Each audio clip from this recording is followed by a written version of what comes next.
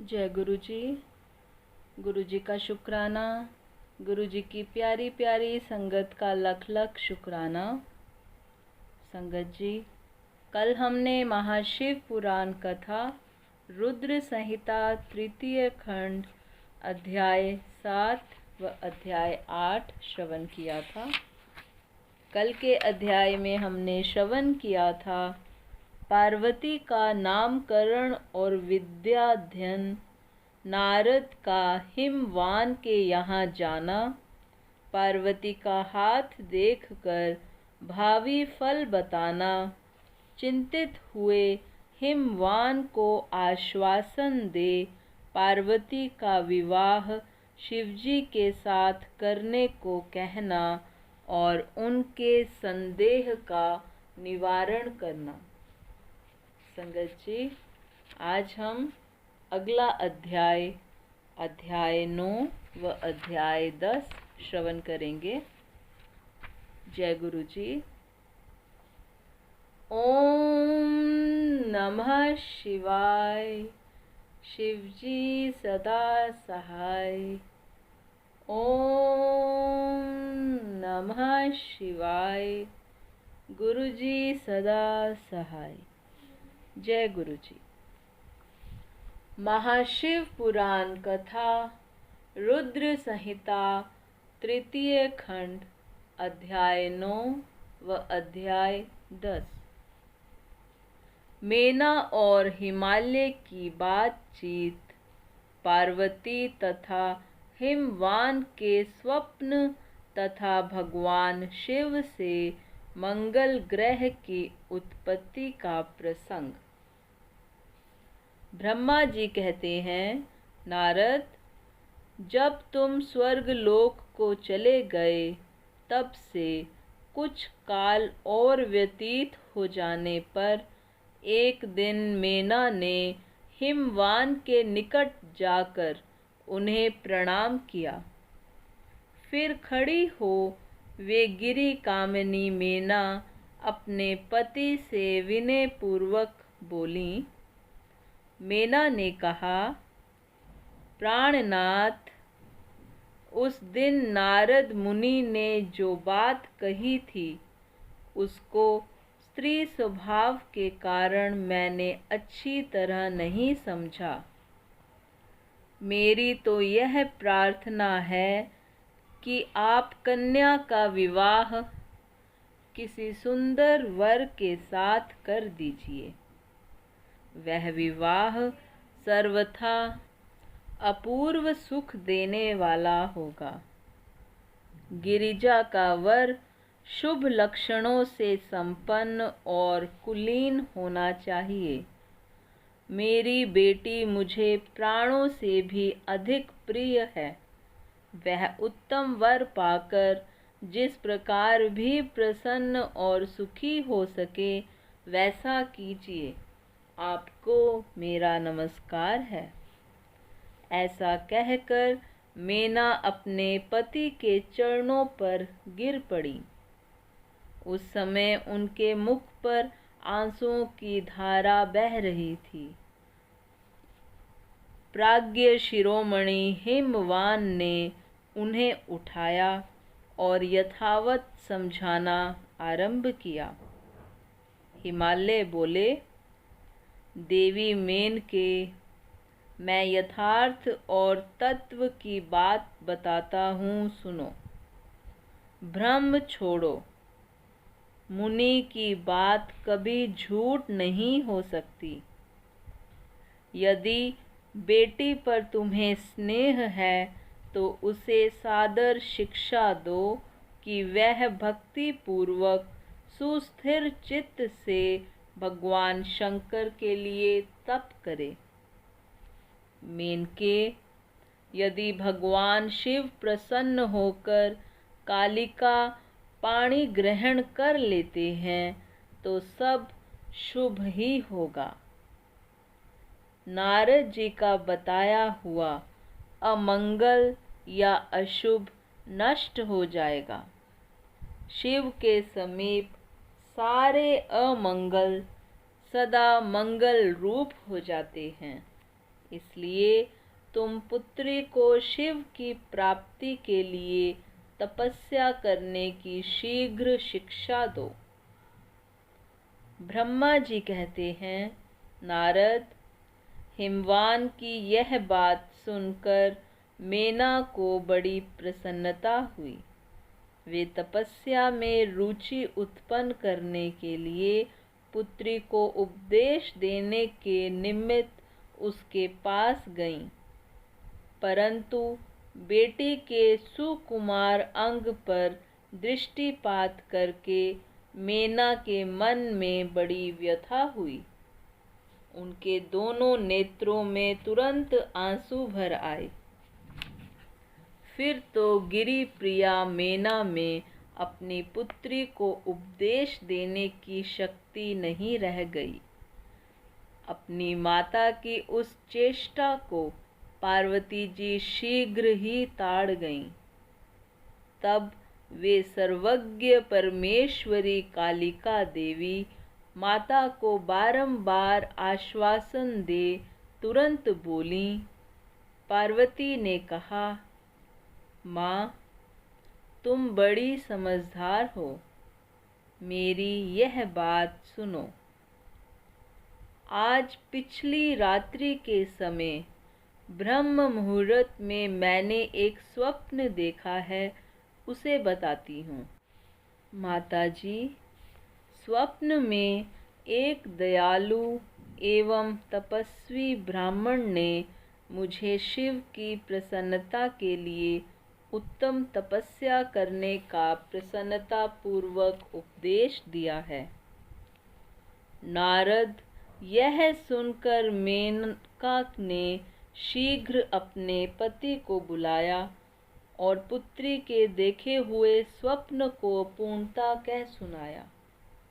मेनका के मुख से पुत्री के स्वप्न को सुनकर गिरिराज हिमालय बड़े प्रसन्न हुए और अपनी प्रिय पत्नी को समझाते हुए बोले।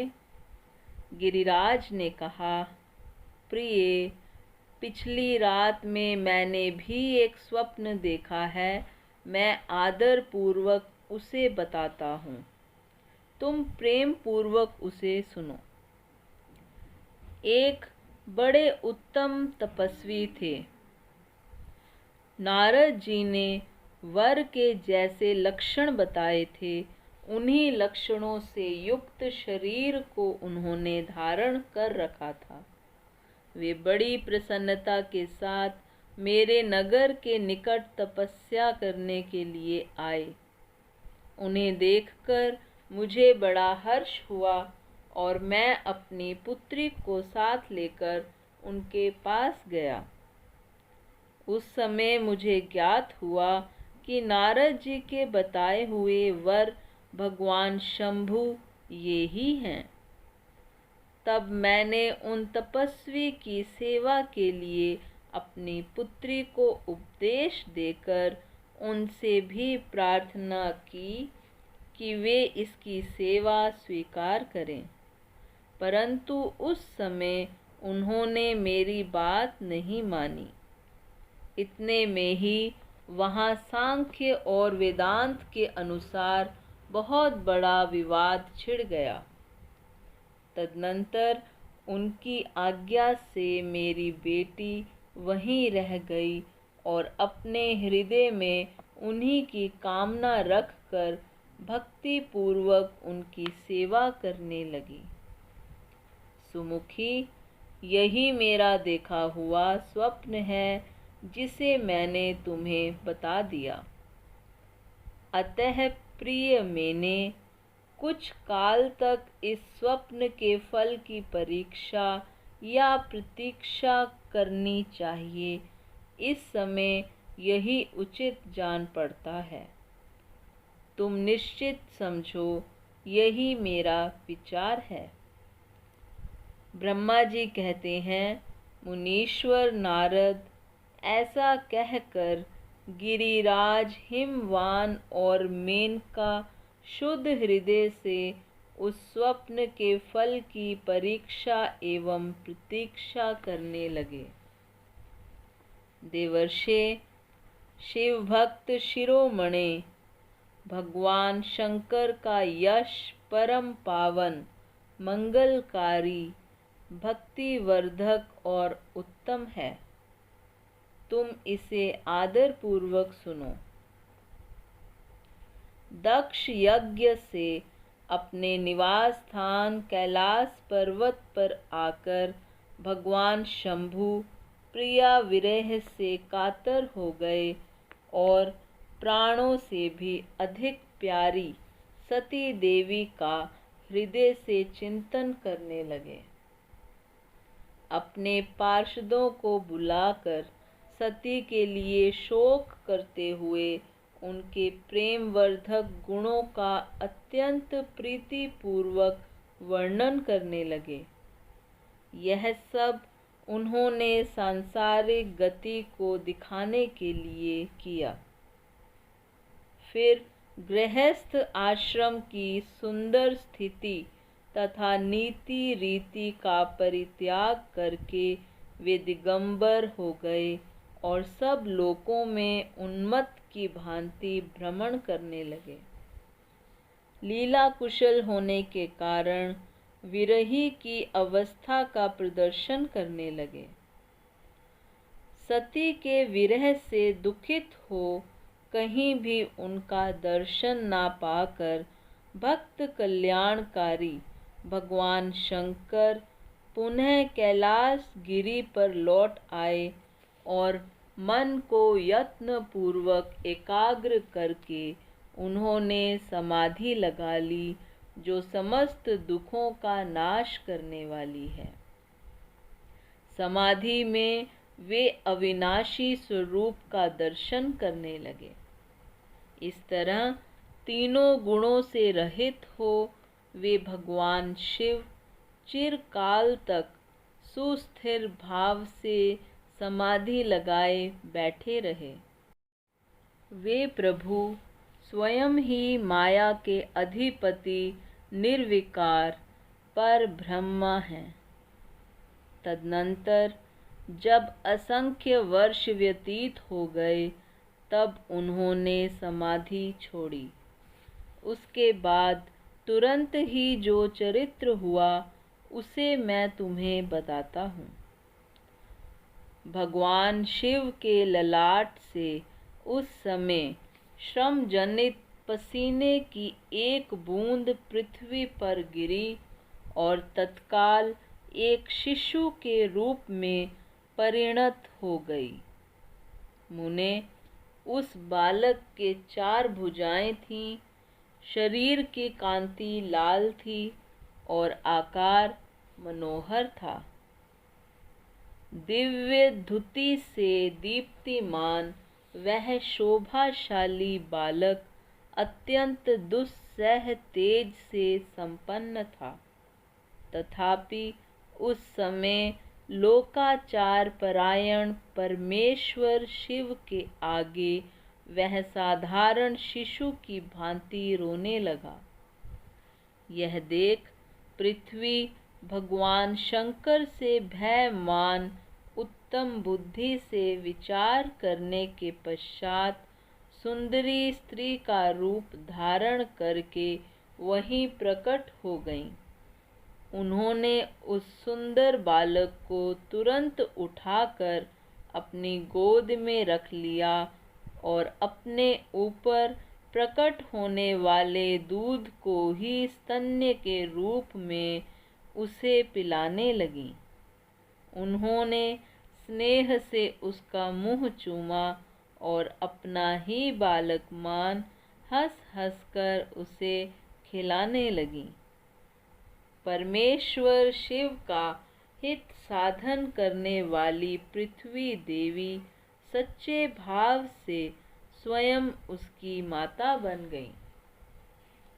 संसार की सृष्टि करने वाले परम कौतुकी एवं विद्वान अंतर्यामी शंभु वह चरित्र देखकर हंस पड़े और पृथ्वी को पहचान कर उनसे बोले, धरणी, तुम धन्य हो। मेरे इस पुत्र का प्रेम पूर्वक पालन करो। यह श्रेष्ठ शिशु मुझ महातेजस्वी शंभु के श्रम जल पसीने से तुम्हारे ही ऊपर उत्पन्न हुआ है। वसुधे, यह प्रियकारी बालक यद्यपि मेरे श्रम जल से प्रकट हुआ है, तथापि तुम्हारे नाम से तुम्हारे ही पुत्र के रूप में इसकी ख्याति होगी। यह सदा त्रिविध तापों से रहित होगा, अत्यंत गुणवान और भूमि देने वाला होगा। यह मुझे भी सुख प्रदान करेगा। तुम इसे अपनी रुचि के अनुसार ग्रहण करो। ब्रह्मा जी कहते हैं, नारद, ऐसा कहकर भगवान शिव चुप हो गए। उनके हृदय से विरह का प्रभाव कुछ कम हो गया। उनमें विरह क्या था? वे लोकाचार का पालन कर रहे थे। वास्तव में सत्पुरुषों के प्रिय श्री रुद्रदेव निर्विकार परमात्मा ही हैं। शिव की उपर्युक्त आज्ञा को शिरोधार्य करके पुत्र सहित पृथ्वी देवी शीघ्र ही अपने स्थान को चली गईं। उन्हें आत्यंतिक सुख मिला। वह बालक भौम नाम से प्रसिद्ध हो युवा होने पर तुरंत काशी चला गया और वहाँ उसने दीर्घ काल तक भगवान शंकर की सेवा की। विश्वनाथ जी की कृपा से ग्रह की पदवी पाकर वे भूमि कुमार शीघ्र ही श्रेष्ठ एवं दिव्य लोक में चले गए, जो शुक्र लोक से परे है। इति श्री महाशिव पुराण कथा रुद्र संहिता तृतीय खंड अध्याय 9 व अध्याय 10 समाप्त। संगत जी, आज का अध्याय यहीं पर संपन्न होता है। जय गुरु जी। संगत जी, अब आरती का समय है। जय गुरु जी। ओम जय शिव ओमकारा, स्वामी हरे शिव ओमकारा, ब्रह्मा विष्णु सदा शिव, बोले भोलेनाथ महादेव, अर्धांगी धारा। ओम जय शिव ओमकारा। एकानन चतुरानन पंचानन राजे, स्वामी पंचानन राजे, हंसानन गरुड़ासन, वृषवाहन साजे। ओम जय शिव ओमकारा। दो भुज चार चतुर्भुज, 10 भुज ते सोहे, स्वामी 10 भुज ते सोहे। तीनों रूप निरखता, त्रिभुवन जन मोहे। ओम जय शिव ओमकारा। अक्षमाला बनमाला, मुंडमाला धारी, स्वामी मुंडमाला धारी। चंदन मृग मद चंदा, भोले शुभकारी। ओम जय शिव ओमकारा। श्वेतांबर पीतांबर, बाघांबर अंगे, स्वामी बाघांबर अंगे। सनकादिक ब्रह्मादिक, भूतादिक संगे। ओम जय शिव ओमकारा। करके मध्य कमंडल, चक्र त्रिशूल धरता, भोले चक्र त्रिशूल धरता। जग करता जग हरता, जग पालन करता, ओम जय शिव ओमकारा। त्रिगुण शिव जी की आरती, जो कोई नर गावे, स्वामी प्रेम सहित गावे।